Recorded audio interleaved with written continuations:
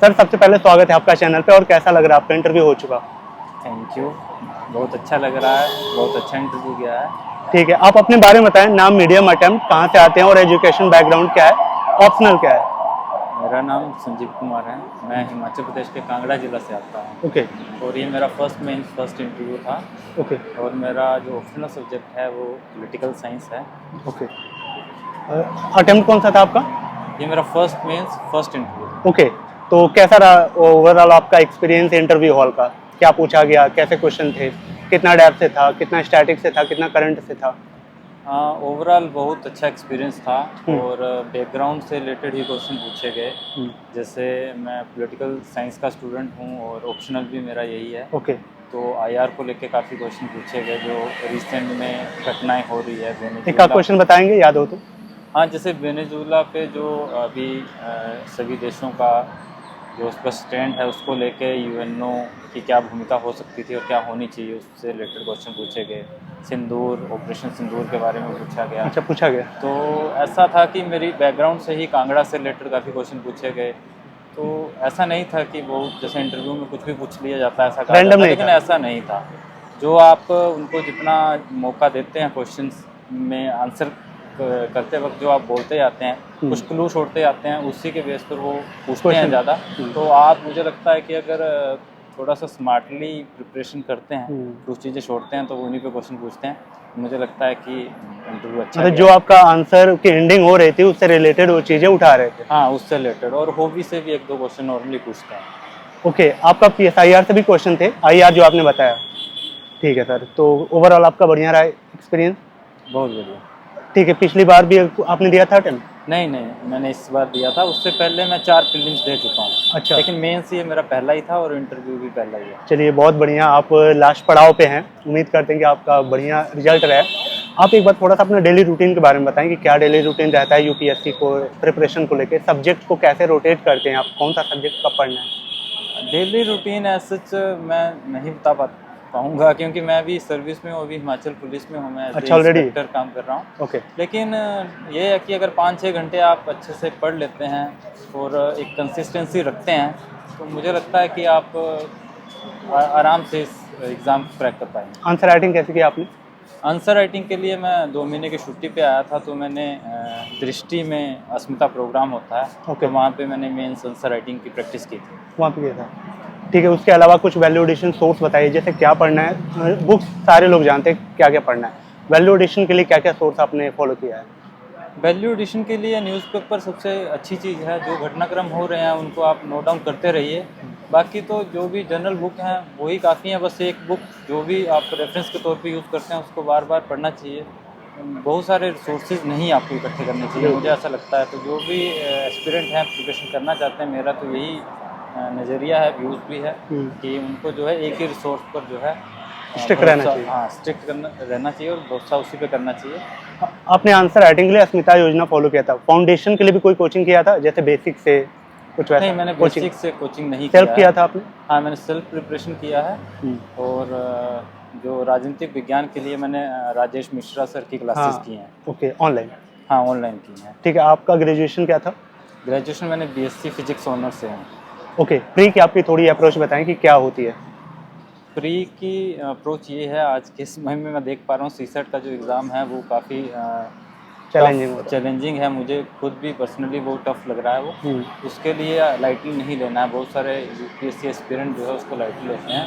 पहली चीज़ ये ध्यान रखनी है। दूसरी बात ये है कि जो हमारा स्टैटिक रहता है उसके लिए जो बुक्स हैं, मैंने देखा है कैंडिडेट बहुत सारी बुक्स यूज़ करते हैं, वो नहीं करके एक ही बुक पर रिलाई करें।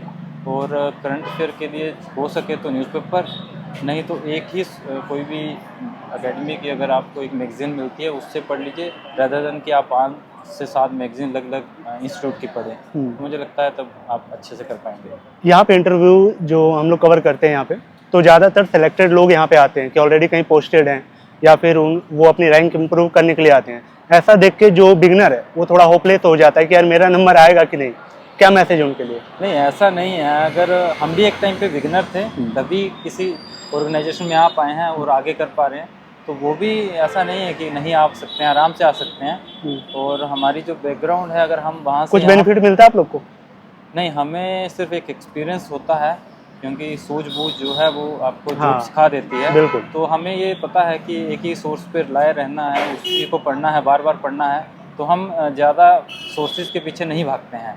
और मेंस आपको पता है कि मेंस के जो नंबर हैं वही मायने रखते हैं बिल्कुल। ज़्यादातर। तो आपको मेंस आंसर राइटिंग ही करनी है, रेदर देन कि आप प्रीलिम पर ही फोकस करते नहीं, रहें। कोई मतलब तो नहीं। आपको एनालिटिकल थोड़ी सी थिंकिंग को बढ़ाना पड़ेगा। तो मुझे लगता है आराम से किया जा सकता है और कोई भी कर सकता है, अगर मैं कर सकता हूँ तो। रैंक डिसाइड होगी आपके ऑप्शनल, एथिक्स और ऐसे जो है, ये 3 तो मेजर रोल प्ले करते हैं आपके रैंक इंप्रूव करने में। बाकी तो जीएस में ऑलमोस्ट 10-15 नंबर ऊपर नीचे सबके होते हैं। इन तीनों को आपने कैसे बैलेंस किया, एथिक्स, ऐसे और ऑप्शनल? एक्चुअली ऑप्शनल मेरा PSI है, तो वो कहीं ना कहीं एथिक्स और जो ऐसे है उसमें भी मदद हेल्प करता करता है। तो दूसरी बात ये है कि एथिक्स को उस तरीके से नहीं पढ़ना चाहिए, जैसे आपका सोर्स क्या था एथिक्स का? एथिक्स के लिए मैंने जो है अपना ONDIS का भी एक बुकलेट आता है, हाँ, हाँ। उसको भी मैंने पढ़ा था। और कहीं से मैंने ऑनलाइन क्लासेस भी देखी थी, यूट्यूब वगैरह से थोड़ी वीडियोस। लेकिन एथिक्स को हमें बहुत सारे रिसोर्सेज से वो भी नहीं पढ़नी चाहिए, एक ऐसे? रिसोर्स पकड़ के, क्योंकि उसका एक कंसेप्ट है। अगर आप उस हाँ, कंसेप्ट को थीम पकड़ लेते लिए हैं, तो हो जाएगा। तो आप आराम से लिख सकते हैं, क्योंकि उसमें सिचुएशन बेस्ड क्वेश्चन रहते हैं। तो उसके लिए पढ़ने की आवश्यकता नहीं है, आपको बेसिक पता होना चाहिए। ऐसे क्या पेपर बता?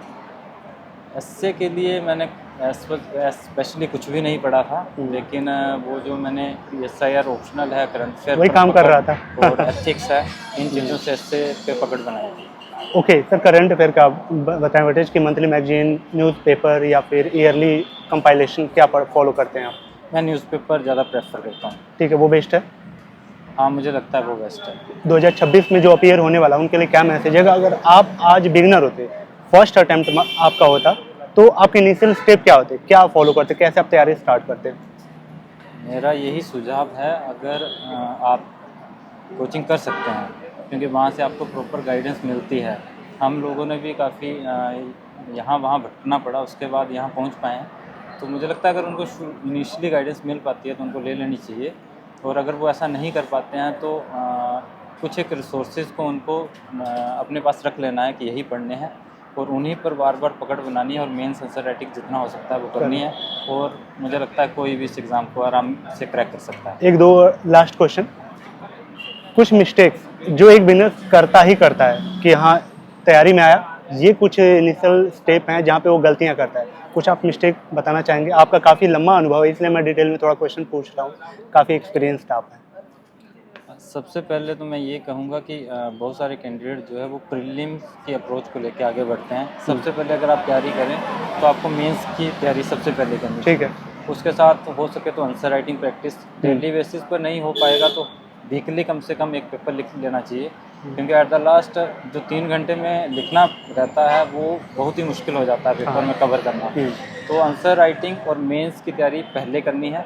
उसके पश्चात 2-3 महीने जनवरी, फरवरी, मार्च, अप्रैल ये बहुत है प्रीलिम के लिए। अगर आपकी मेंस की इनिशियली तैयारी बेसिक लेवल पे आप कर लेते हैं तो अगर आप इस स्ट्रेटजी से चलेंगे और बुकलिस्ट जो बुकलिस्ट है हमारी उसको जितना कम हो सके उतना कम रखेंगे तो आप अवश्य इसमें सफल हो जाएंगे। सेल्फ स्टडी और कोचिंग सिचुएशन के आधार पे जो अगर कोचिंग कर सकता है उसको कर लेनी चाहिए, गाइडेंस अच्छी मिल जाती है। और नहीं हो पाता है तो आज के टाइम में यूट्यूब पे बहुत कुछ है, वहाँ से भी आप गाइडेंस ले सकते हैं और खुद पढ़ सकते हैं। PYQ और टेस्ट सीरीज?